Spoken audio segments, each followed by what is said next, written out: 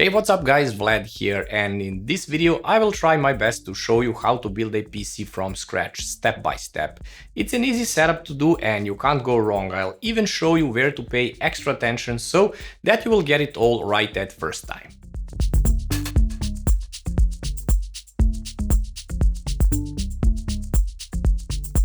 Huge thanks goes to deepcool for sponsoring this build guide. I will be using their products in this build, so let's start with the case first. I chose the CK560 white case. It's a good looking case with plenty of ventilation for your precious components. Anyhow, the motherboard of choice for this build is ASRock B550 Steel Legend. I thought it would go nice with white theme we got going on here. So this is obviously a board for AMD Ryzen processors, so make sure that you are getting a Ryzen CPU because this board can't accept Intel CPUs or vice versa. Oh, and the CPU we are using today is Ryzen 9 3900X. You can of course use any other, the procedure is the same. I'll even explain the main difference if you decide to go with an Intel CPU. For the memory, I chose the Crucial Ballistics DDR4 3200 MHz. I had 4 sticks lying around, so I thought it would show you how it would look if you use 2 and if you use 4 sticks, because there is a little quirk when using 2 sticks of RAM, but more on this later.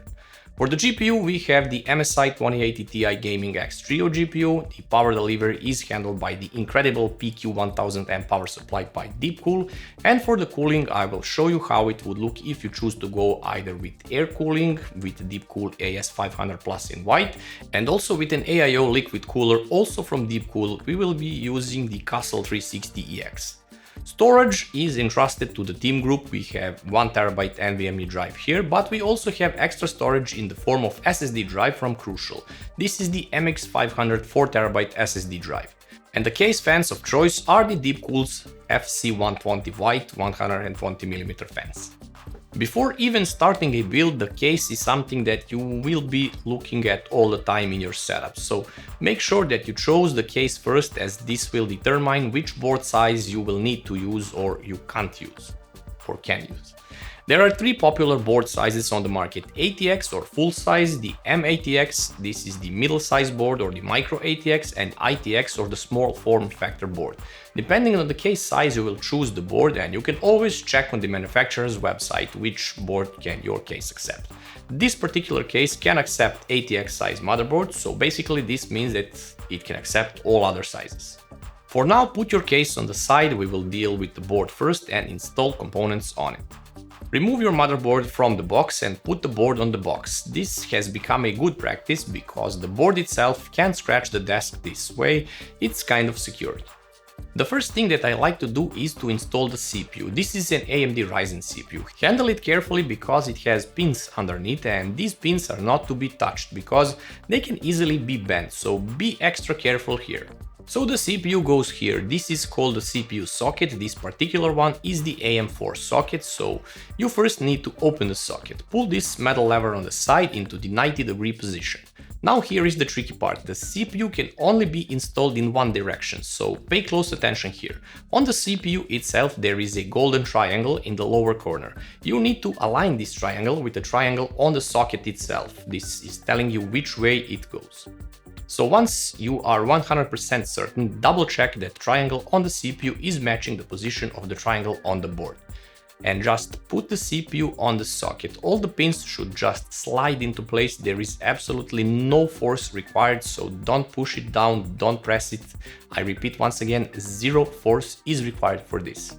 Once it is in the socket, push the lever down and it will lock itself in the position. This is where a little bit of force is required to press that lever down, so don't be scared. If you are using an Intel motherboard, the slot is a little bit different. This is the LGA 1700 slot. It uses a similar mechanism, only with Intel pins are on the motherboard, so not on the CPU itself. There is a lever on the side, press it and unlock the slot, open it up, do not remove this plastic thing yet, and be extra careful not to touch or drop anything on the pins. Once again, as with AMD CPU, match the orientation of the golden triangle, close the lid on the top, and this is where that plastic thing will just pop up. Remove it, it is not needed, store it in the box of the board and just press firmly on the lever and lock it in place. So this is how you would install an Intel CPU.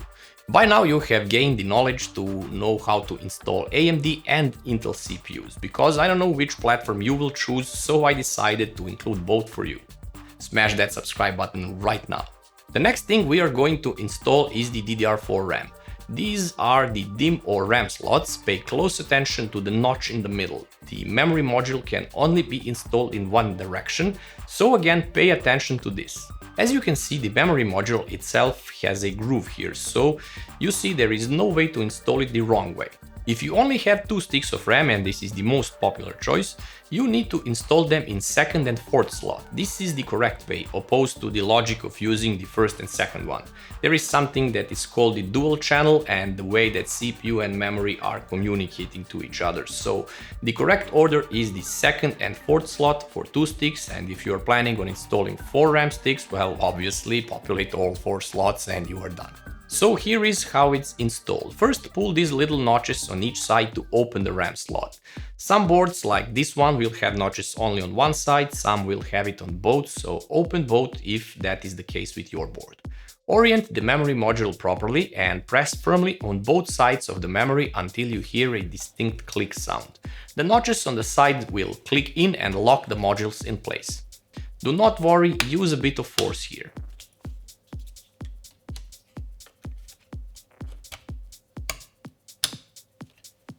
The next item on the list, the NVMe drive or NVMe SSD, if you are using only one drive, install it into the slot closest to the CPU socket. This slot is directly connected to the CPU and will always be the fastest one.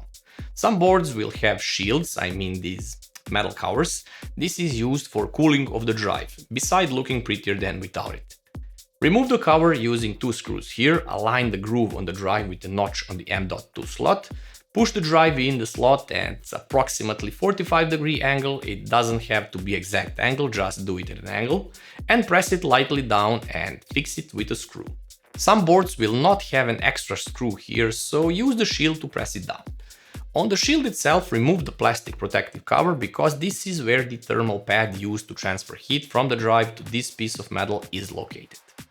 And here is a situation where you might get into an issue. Some NVMe drives on the market will come with their own heatsinks pre-installed on them. And in this case, you can't use the shield that came with the motherboard. This is normal, so just letting you know this.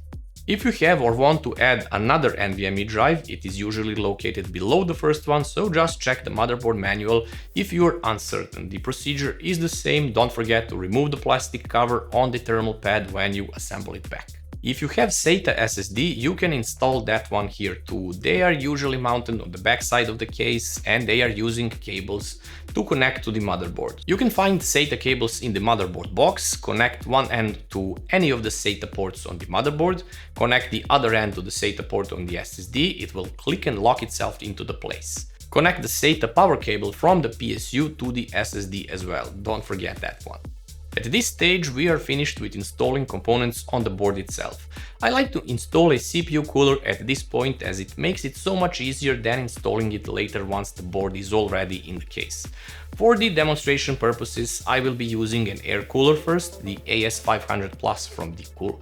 Just to clarify things, every CPU cooler will have a different mounting method and I strongly advise you to see the manual of your cooler. For this particular one, you have to remove these 2 plastic bars here around the CPU socket, and actually for most of the coolers for the AM4 platform, so remove these but store them somewhere safe, they will not be needed for now. After removing them, you can see that we are left with the metal backplate only sticking on 4 corners through the board itself. This part will be used, so do not remove it. See in the user's manual which mounting parts are needed for your cooler and proceed with mounting it. For this one there are first 4 screws that go into the backplate screws holes and then 2 sidebars which are then secured with the thumb screws. I do like to make sure that these are tightened just enough with the screwdriver. Notice that on each sidebar there are threads, so this is used to screw the heatsink itself. The next step is to apply the thermal paste onto the CPU itself. Generally, there are no rules on how much of the paste is needed, just don't go too crazy but do not skim either. Something between a rice and pea size will be just enough. Remove any plastic protective covers on the heatsink base on the cooler, align the cooler on top and start tightening it. At this point, it is best practice to screw each side in equal turns, so 3 turns on the one side, 3 turns on the other side, and so on until it's fully tightened. And once fully tightened, they will just stop, so you can't over tighten them and thus damage something. Next, we are going to connect the fans to the board itself. Since this CPU cooler has 2 fans, you can use either a splitter included that will connect both fans to one connector on the board, or if your board has 2 fan connectors like this one has, labeled CPU fan for the primary fan and CPU OPT or the optional for the optional fan, you can connect each fan to one of them. Most of the boards will have 2 fan headers here, so connecting the fans is a pretty straightforward experience. The connector can only go in one direction, so make sure to align it properly and just plug it in.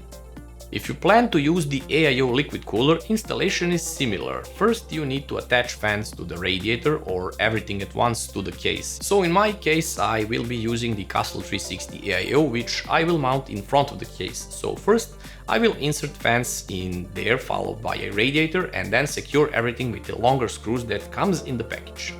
When this is complete, it's time to install the pump.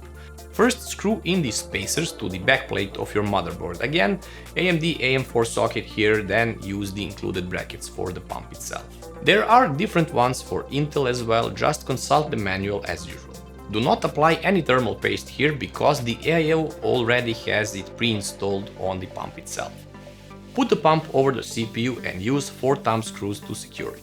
You can make sure it's properly tightened at the end with a screwdriver, no force needed because these will stop once they reach the end, so no worries about over tightening it. Once again, connect the pump to the CPU fan header and all other cables as necessary. At this point we are done with the board. You can install the board in the case. Usually ATX sized boards will have 9 screws, it's essential to use all 9, so do not skip any. Locate the screws in the package of your case, carefully insert the board in the case and align the holes. It is worth noting here that some boards will have separate I/O shield. It's the back thing of your motherboard. It is this metal thing that goes on the back of your case, but since it is installed from the inside before the board installation, it is super important to install it first and then the board, because if you forget this, you will need to remove everything just for this one piece of metal. Anyhow, boards these days often come with the shield already on the board, so it makes the process much easier, but I gave you a fair warning just in case.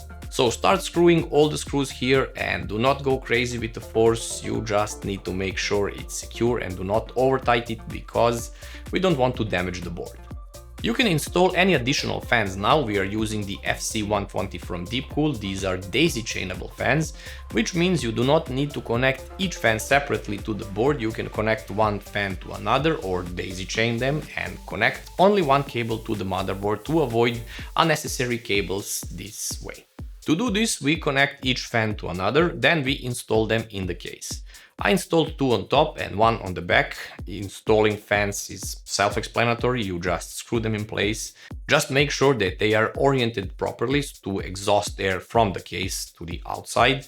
Once they are in place, connect the fan header to the board. Any fan header on the board will do. Also connect the 5V ARGB connector for the lighting control. That is this gray 3-pin connector on the board, and no worries, connector goes only one way. Once this is done, we need to connect SATA power for the fans, as the fan header is only used to regulate the speed in this case, not to provide power to them. Next item is the power supply. This is a fully modular power supply, which means you would only use the cables that you actually need and leave the rest in the box. There are also semi or non-modular power supplies, which will have all the cables attached to them, or at least half of them, which are commonly needed. But this makes it harder to cable manage later in the case, as you would need to pack in somewhere the excess of cables that are not used. But not in our case, so we will need one cable for the CPU power, the EPS or 8-pin power cable. Find it and connect where it says CPU on the power supply itself, and oh yeah, cables are labeled in a way that you can't mistake sides. The side that goes to the PSU will have a label PSU and the other side will have a label for which it is used, for example CPU here. Most of the boards only require one 8-pin cable for the CPU, even if they have 2 8-pins or 8 plus 4 pins as this board has. And you can only use one 8-pin cable, it's fine. Okay, so for the GPU there are several options. So according to the GPU you will be using, you would either need two 8-pin cables or 8+6 or two 8-pin cables and one 6-pin cables. But you get the idea. So use as many cables you need for the GPU and also connect them to the corresponding PSU connector. Connect the 24-pin cable used for the motherboard power delivery, usually labeled as MB, and if you are using SATA SSDs or some sort of light controller for the fans, you would also need a SATA power cable, so connect it as well to the PSU. For the beautification purposes only, you can use the power cable extenders. These are basically fancy looking cables to spice up the looks of your PC. This goes to the board and you plug the PSU cables to them, hence the name extenders. I will use them here in this build because it looks way better with them. Installing the PSU is easy. Insert it through the back of the case, fan goes down because it needs to intake fresh air from the bottom and exhaust it through the back. Just secure it with 4 screws and you are done. At this point you will have a bunch of cables sticking and coming out of your case. Don't panic yet. Now here comes the most boring part of the installation, connecting the front I/O panel to the board. For this you will need your user's manual from the board to locate where is the front panel connector and which pins are used for that. The connectors are these little things. They are labeled on one side so you know the purpose of each, and on the other they will have a triangle. This represents the polarity or the plus connection. So see in the manual which ones goes where, orient the polarity properly and connect all of them. Next we will connect the front USB 3.0 ports. This is this ugly cable that never bends properly, so be careful with it. And also connect the USB Type-C connector if your case has one.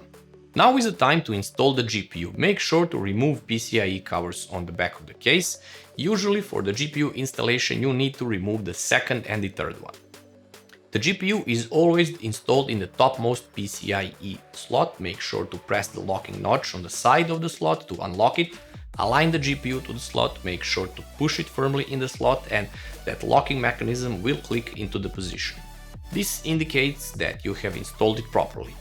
Screw the 2 screws on the back to hold the card in place. Make sure to connect the power cables for the GPU. Use separate cables for each power connector as described before when we installed the PSU. The PSU cables can have Y-splitter connectors, so you can use one cable on one connector, but usually this method can give you problems with not enough power being delivered to the GPU. So once again, one cable for each GPU power connector. Double check that you have connected everything. Connect the power to the PSU, press the power button. If nothing happens, press it 3 to 4 times again. And time to panic. Okay, panic. Just kidding guys, usually everyone panics at this point, but you simply forgot to turn on the main PSU switch. Just switch it to on position and press the power button. Fans should start spinning, lights should turn on and so on. Connect your monitor to the GPU, make sure you have a picture, and if you have a picture, congrats, you now have a working PC. But we are not yet done, it's time to configure the BIOS, install Windows and make sure everything is working. I have a tutorial on how to install Windows, make sure to check it out as this is a PC build tutorial, so I won't make this video any longer than it needs to be. But we still have one more step to do. Remember that we left all the cables dangling on the back of the case. I must admit this is the most boring part of any PC build, cable management. So sit tight, have patience and just organize the cables as neatly as you can on the back side of the case. Fasten them using the zip ties and just try to do it as best as you can. There is no wrong or right here. Once done, put the back panel on, put the front glass panel on, remove the plastic, and this is actually the most satisfying part of the build, and enjoy your new PC. So this is what we ended up, a beautiful looking PC with fancy RGB lights, great case, properly installed components, and most of all you did it all by yourself, so congrats on a job well done. If you guys have any questions about which PC parts to choose and such, PCPartPicker.com is a great starting point. They have a config utility which you can use to choose the parts, and they also have a compatibility system so you can't mistake or buy incompatible parts. For example, AMD CPU and Intel board, this obviously can't go together, so they are extremely novice friendly and I highly recommend checking them out if you are a first-time PC builder. Anyhow, huge thanks to deepcool for all the parts, make sure to check their channel on YouTube, give them a follow on Instagram, and while you are there, follow me as well. Sub to my channel too, and remember, if you have any questions about your PC build, make sure to leave it in the comments, I am more than glad to help you out, guys. So this is it for now, see you in the next one.